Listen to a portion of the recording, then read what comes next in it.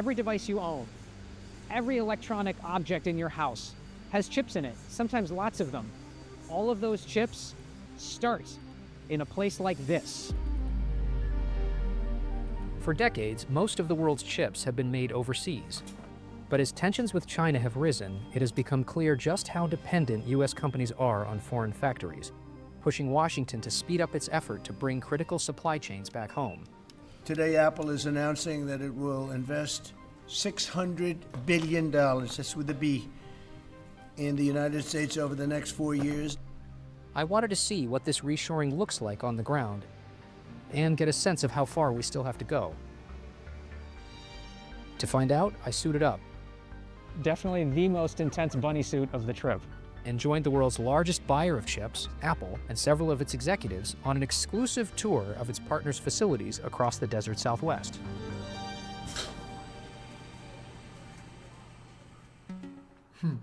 My first stop is the start of the supply chain. This Global Wafers facility, which opened last year, produces silicon wafers, which are the foundation for what will eventually become iPhone chips. Jack, if they can make silicon is if they can make the garbage in iPhones, why don't they make the good shit too that Taiwan makes? basically formed from sand. I know, There's an ancient gift to the just take semiconductor a nap and industry in come the back mountains later. of North Carolina, where there's some of the world's most pure sand. A lot of the silicon is sourced from there. The world's most pure silicon. This is heavy. To transform raw silicon into a wafer, it must first be melted down in this 35-foot tall machine. So what you have in here is what they call a silicon crown, and it's spinning ever so slightly counterclockwise. It's an amber color because it's almost molten. It's 2,500 degrees Fahrenheit in there. They're growing silicon. The result is this 6-foot-long torpedo-shaped ingot that weighs hundreds of It's pounds. like a big I'm turd guessing look, this is what comes out of that machine? That's right. You're looking at the end of a finished ingot here. It's cooled off. All of its bulk properties are solidified. This thing is ready to go. The ingot gets sliced into wafers, then they're polished and boxed up.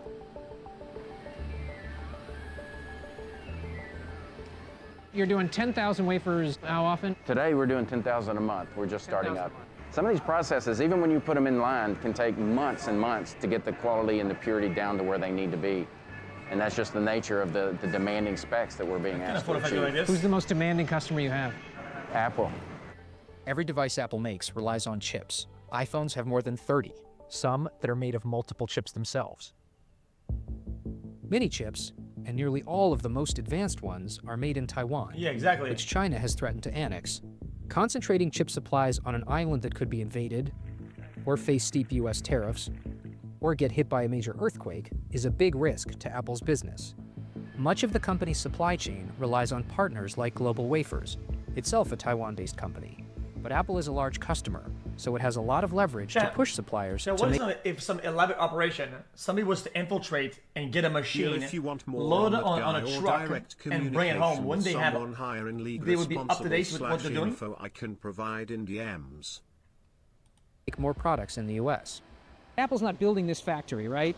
We're not building the factory, but we are driving our suppliers to use this factory. And so one of the things that we can do to help Global Wafers is to have our engineers qualify the wafers that are coming out of their production line so that our foundry partners then can purchase from them. If we didn't qualify that and spend that time, and it's very intense work, they wouldn't be able to use it to make chips for us. So we can drive them to use locally sourced components like these wafers. By qualify, Tom means that the quality of these wafers needs to be verified before they can be turned into chips. Interesting.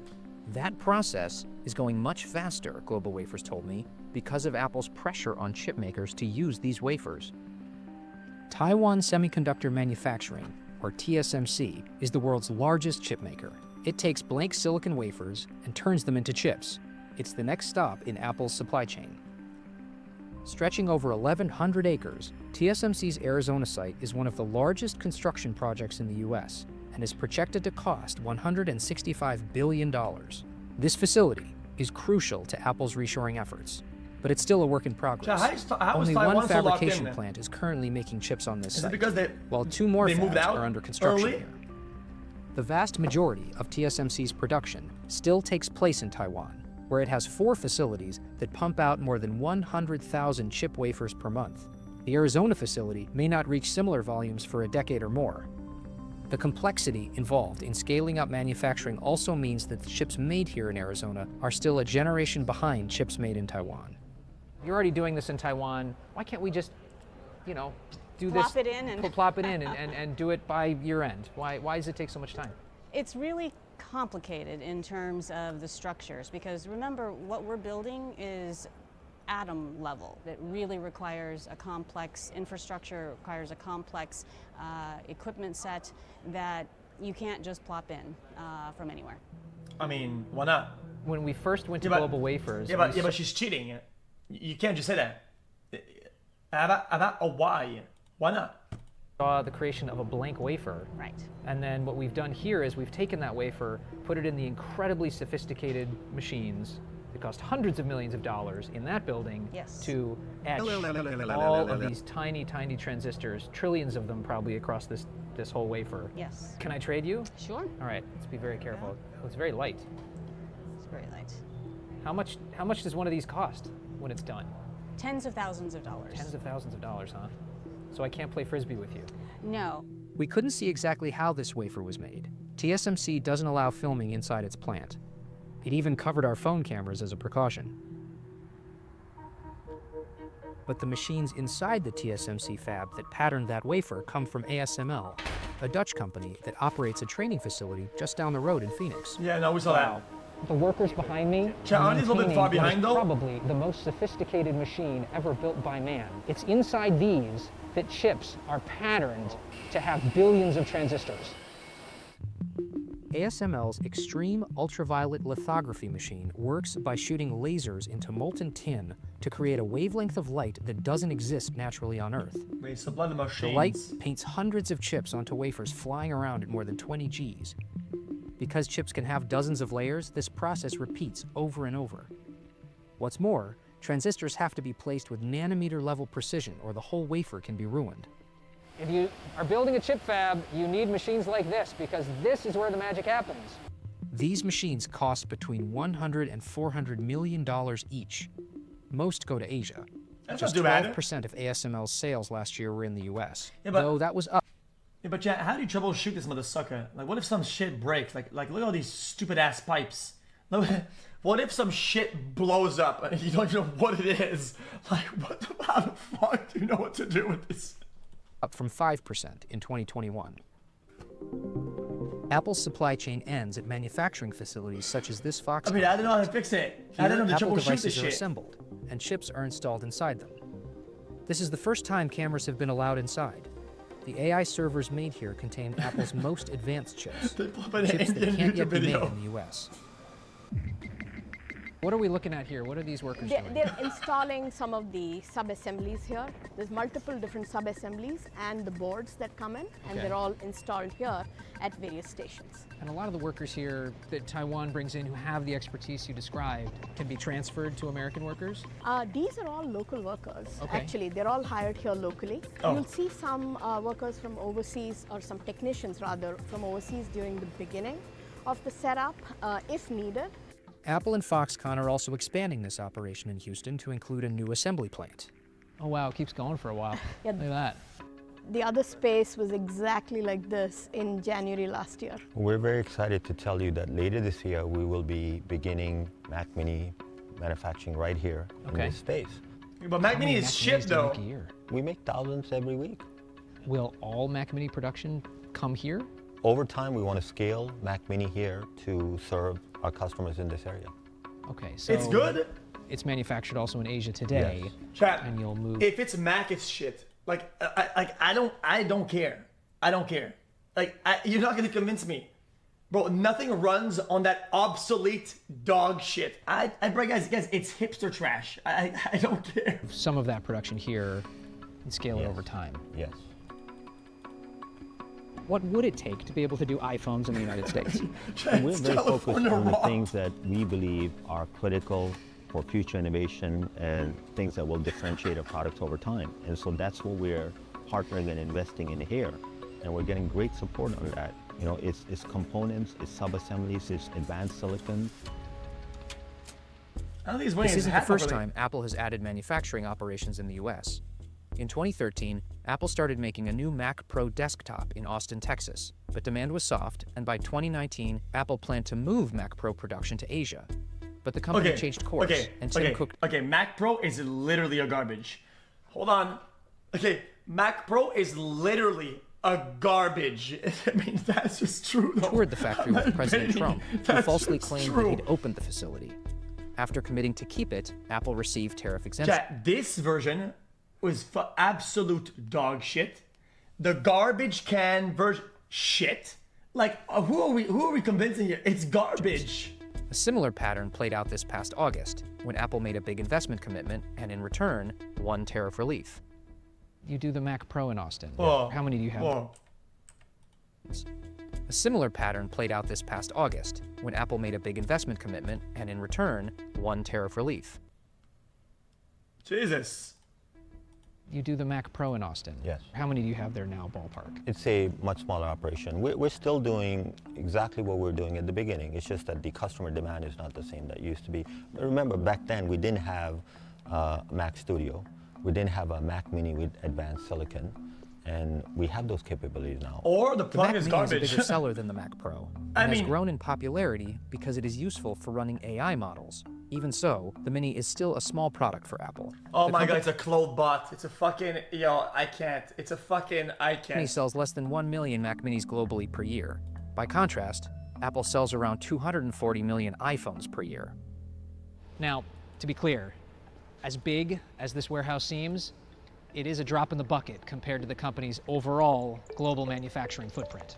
What I saw were really the very first steps Apple is taking in its effort to bring its chip supply chain stateside.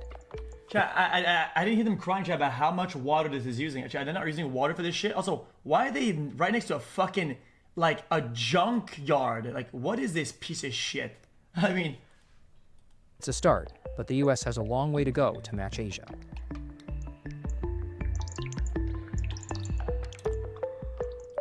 What is TeraFab?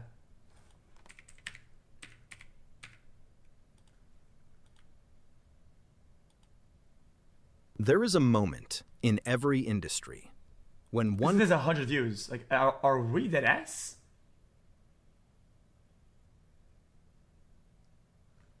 This is 100 views. I mean, I'm not gonna watch that. In this week's episode, Tesla is building a gigafactory for artificial intelligence, Optimus goes digital, and xAI hits a major reset. Tesla is making a giant leap beyond vehicle manufacturing to throw their hat into the ring of high-precision computer chips, a product that has quickly become one of the most valuable resources in the entire world. Elon Musk recently shared that Tesla is preparing to launch its TeraFab project in about a week in a post on X.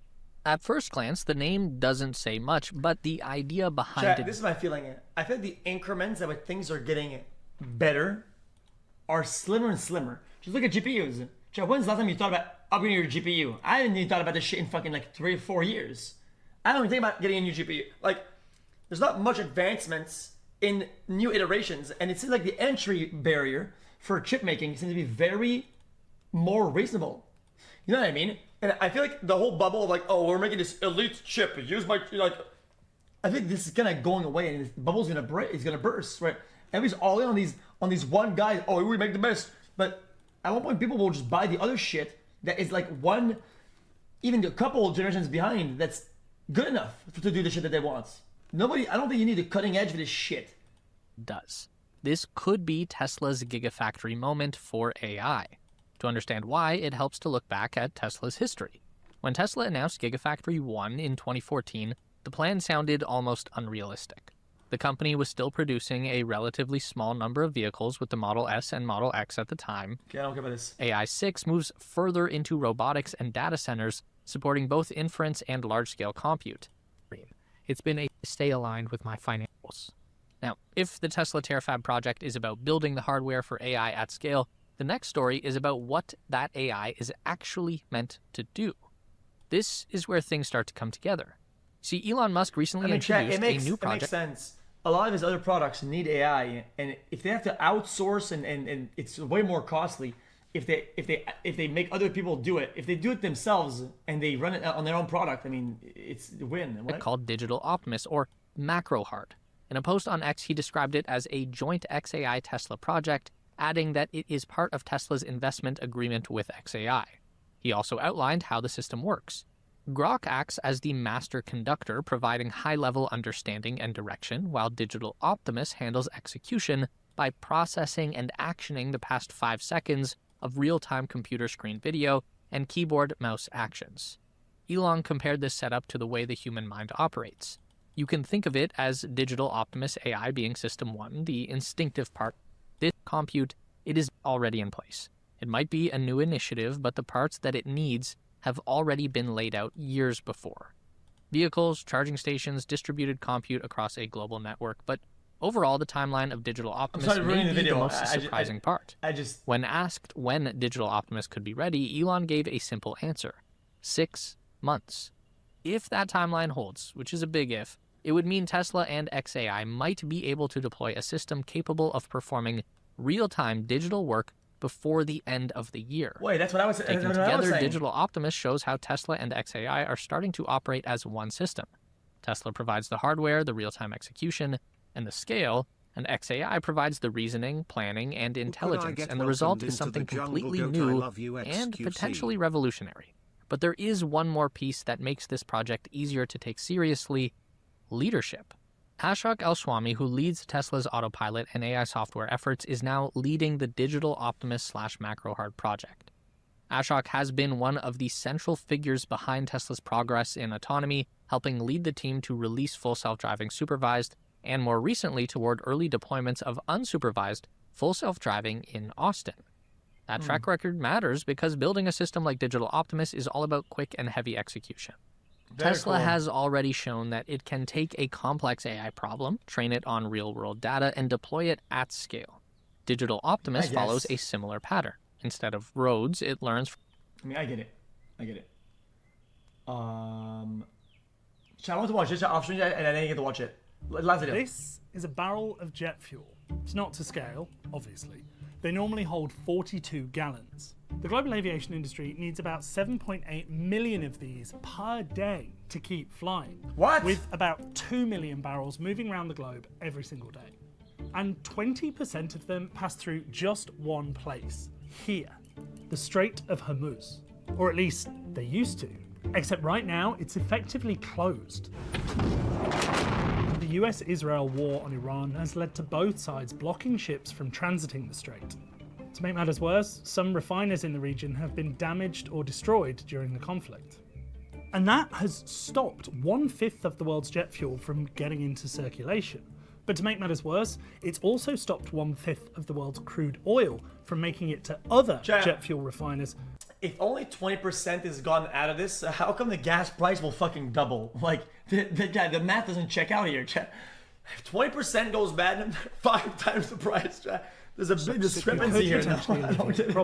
So we're talking about maybe 15 million barrels a day of crude oil and refined products that is disconnected from the global market. I mean, what is happening now is the largest energy crisis we have ever faced in the history. That's why the price of jet fuel and the cost of your summer vacation has skyrocketed. But even if this strait were to reopen tomorrow, getting jet fuel production back to pre-war levels and getting ticket prices down could take a long time. Well, yo-yos. How much you're affected by the closure of the strait depends a lot on where you are in the world. Europe has historically sourced around 1/4 of its jet fuel from Gulf nations via the strait, so its supplies could soon be running low. Europe, we have maybe 6 weeks or so jet fuel left. But while supplies may be dwindling, ticket prices in the region aren't yet going too high. That's because here, many airlines hedge their fuel costs, effectively paying in advance for a certain quantity of fuel at a fixed price. Budget carrier EasyJet, for example, has hedged 70% of its fuel needs for the second half of 2026 at a price... I'd say, I'm buying 10 years in the future. So that you can never scam me. When the shit fucking plummets and the pipes fucking burst, you're still selling me your fucking oil, bitch ass. Of $706 per metric ton, less than half the price of the current rate. That might ease the sticker shock for now, but as supplies dwindle, it might not last for long. From the pipe. Low-budget carriers with limited route flexibility could be particularly hard hit. Like most net importing regions, the challenge is going to be sourcing alternative supply. But those volumes are going to be increasingly sought after, not just by European countries, but by African countries, by Latin American countries, as the supply situation becomes more constrained. The US, however, is a different story. Here, airlines do have access to more domestic... You parlay hedge it, where you buy the jet fuel and all the other fuels and all other more rough fuels, all of it, and you fucking parlay it in one go. So that, and then you line up on a timeline, you add all the 6 months per fuel type to up to like 4 years. Refining capacity, some of which they even own. Think but about even it. so, parts of the country are worried about their jet fuel supplies. If you look at the country as a whole, you see that the US is well supplied. But when you start breaking it down by regions, what you see is a very different picture. The West Coast is importing about 25% of its requirements. And the problem that the West Coast... If it doesn't, you give the debt to the fucking taxpayers and they pay that shit. I don't care. You get bailed out of it by your government. And so it's a win-win-win-win. The US faces is that it's logistically disconnected from the rest of the United States. So you have this big refining center in the US Gulf Coast, which is producing far more than is consumed in that region. It's very difficult to route that product towards California and the other states bordering the Pacific coast. So 85% of the imported jet fuel the West Coast needs actually comes from South Korea, one of the world's top 5 jet fuel exporters. But to make that fuel, South Korea needs crude oil, which comes... Okay, now I'm starting to get tired now. How come Japan, an island, small island, Korea, small little tip, Taiwan, small little dot off the coast, these guys are fucking rolling. They got oil, chips, cutting edge shit. They own the world from the little fucking floating rocks. I mean, explain it. Explain how this little stretch owns the world and everybody fucking sucks garbage and they have all the land. Comes from, you've guessed it, Gulf nations. What's more, unlike many EU airlines, US carriers tend not to hedge their fuel, meaning they can be directly exposed to shocks in pricing.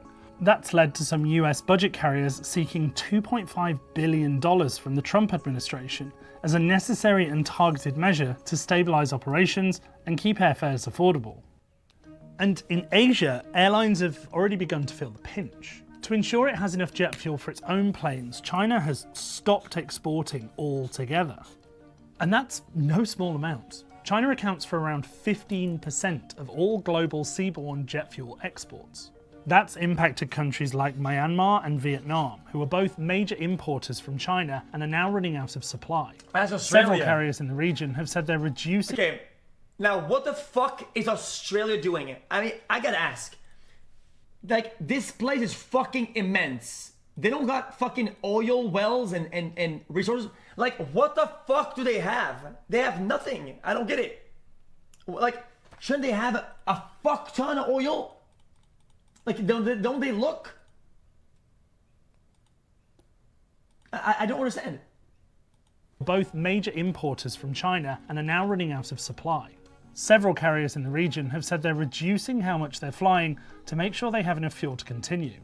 Iron ore. So what can airlines do to lessen the blow of skyrocketing fuel prices? Well, very little, given that fuel actually accounts for around 25% of a ticket. So far, some airlines have been increasing baggage fares or reducing the number of routes they fly, or simply passing the rising cost on to customers. Yo. In April, Germany's... Chat, I'm telling you, within the end of the year, they're gonna start doing cost by weight. Like, if you're a passenger, you're a package. And if you send a fucking big ass rock to fucking Netherlands, it's gonna cost you a fuck ton of money, right? So how come you can send your big fat uncle at the same price as your little nephew? I mean, it doesn't make sense. Lufthansa fast-tracked plans to ground some less profitable routes, leading it to scrap 20,000 flights across the summer season. Another trick airlines could deploy is called tankering, the practice of carrying enough fuel with you for the return journey so you don't have to fill up in a costly nation. The problem is, this stuff is heavy. The more of it you carry, the more of it you need to be able to take off. And airlines do complex calculations to make sure they're only carrying as much fuel as they need in order to save weight and save money. So running with a full tank has limited advantages.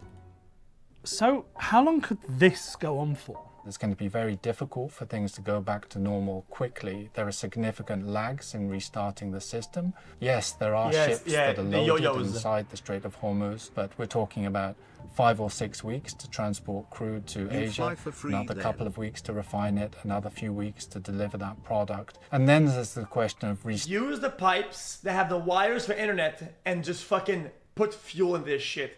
Some of this internet is trash, let's be honest. Some of the internet is garbage. Just fucking use the pipes and fuck it. Send the fuel through the pipes, pump it all the way out to the ocean, and we don't have to transport it anymore. Hello? Starting production, crude oil fields which have been shut in, and also on the refining side. Cables or pipes, same thing. Reduced the amount of crude that they're processing or stopped operating altogether, or in some cases sustained some damage. Some analysts believe we could be looking at 6 to 18 months before the market fully recovers to pre-war levels. And that's if the war... What, you said what? ...sustained some damage. That looks like Battlefield. Some analysts believe we could be looking at 6 to 18 months before the market fully recovers to pre-war levels. xQc, and that's if the war were to I have end had a hard today. time and I got an important question that only you can answer. Does your dick bend in a specific direction? No. Please answer. No. Bro, I literally what we call the perfect obelisk. It like, there's no abnormalities or whatever. It just is. You won't live long enough to admire it, unfortunately.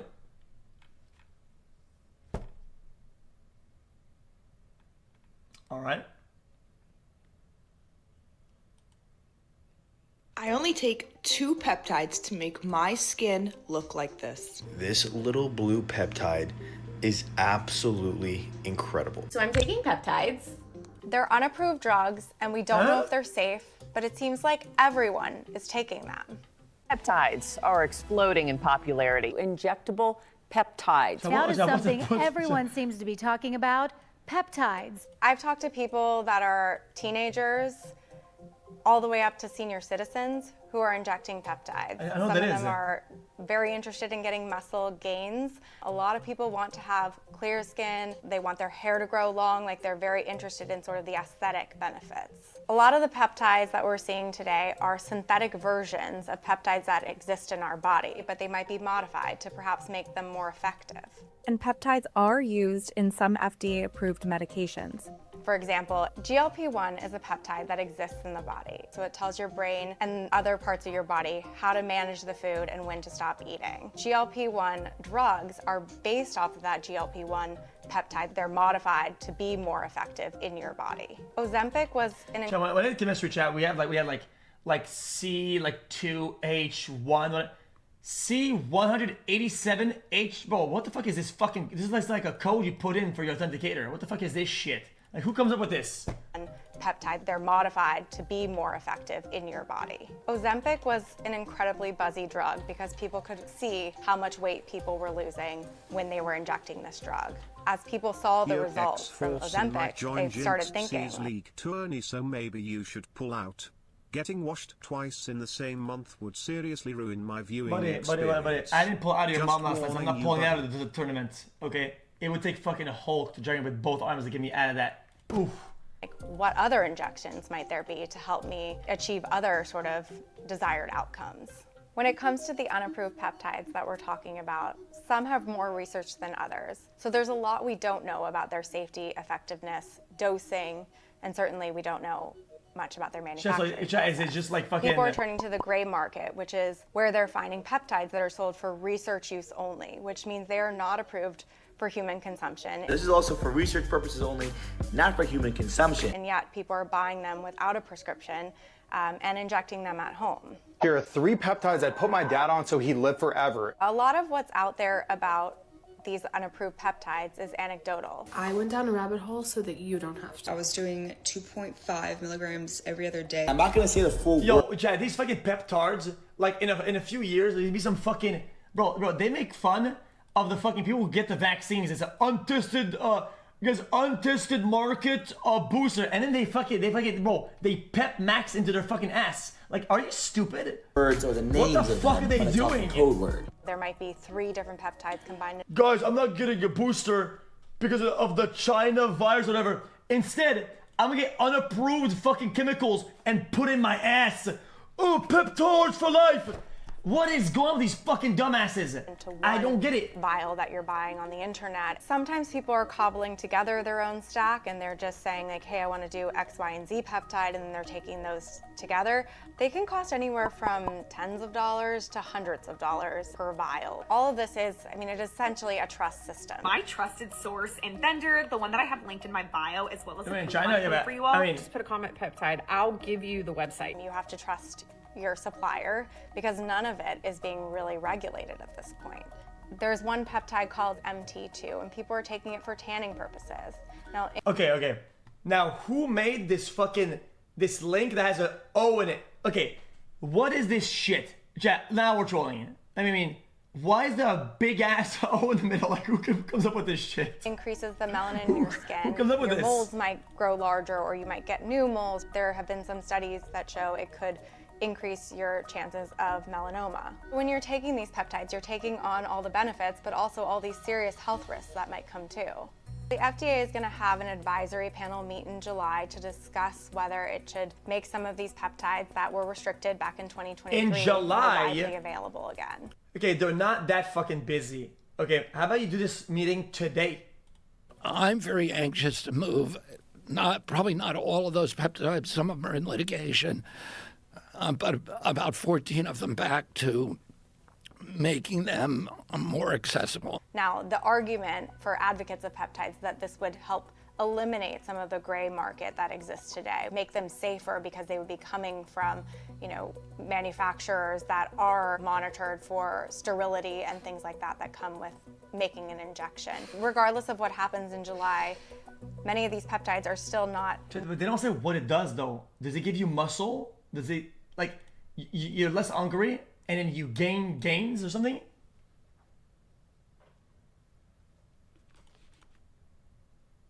Wait, so what if you have all the kinds? In 1929, loud. In Chicago, no, we saw this. Kept mysteriously dying inside their homes. It took 15 deaths.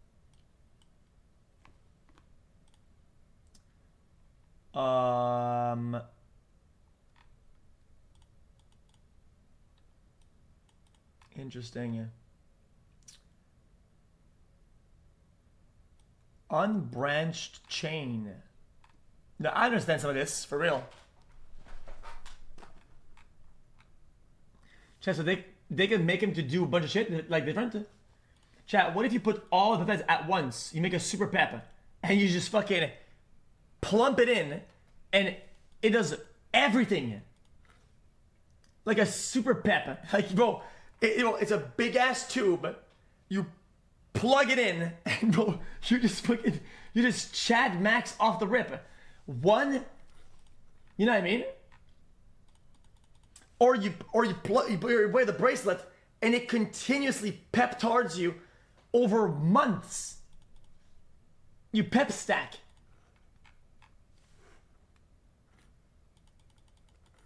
I mean, why not? You said why? I said why not? I mean, is they gonna do all this shit? I mean, even he said they wanted to be regulated less, like they wanted it to be accessible.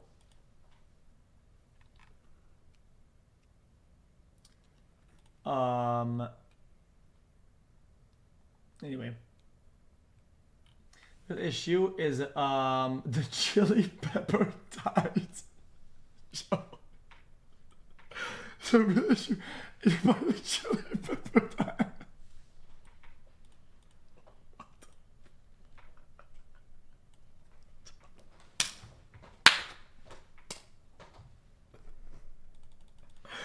I don't get it. I actually just don't get it. Chat, does it mean like the chili pea?